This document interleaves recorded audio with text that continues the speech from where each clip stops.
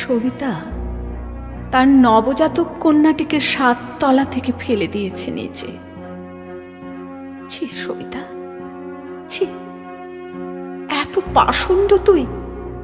কে পারে অবোধ শিশুর চোখ ফুটি ফুটি করে ফুটছে যখন, যখন ঠোঁট খুঁজছে কিছু মধু, কিছু দুধ বা জল, তুলোর মতো নরম শরীর খুঁজছে কোনো উষ্ণ স্পর্শ, তখন কিনা শিশুটিকে আচমকা ছুঁড়ে ফেলে দিলি?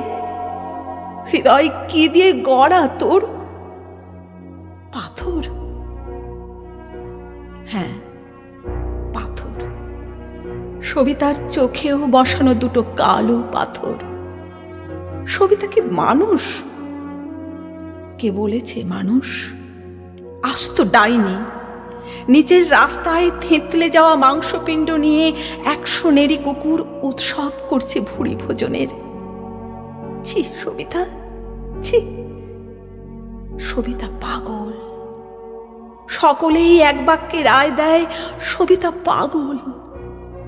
পাগল মেয়ে উদাস চোখে তাকিয়ে আছে আকাশে, যেমন করে কবিরা তাকায়। সবিতা তো কবি নয়, তবে সে একটি কবিতা লিখেছে আজ। তৃপ্ত সে কবিতাটি লিখে। সেই শৈশব থেকে চেয়েছিল চমৎকার একটি কবিতা লিখতে, পারেনি। নবজাতক কন্যাটিকে ৭ তলা থেকে ছুঁড়ে ফেলাই সবিতার কাছে নিটোল একটি কবিতা নির্মাণ করা।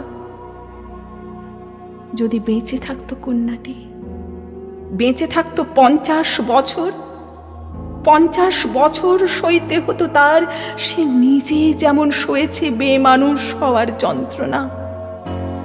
নিজেকে সে যতটা ভালোবাসে, তার চেয়ে বেশি ভালোবাসে কন্যা সন্তানটিকে।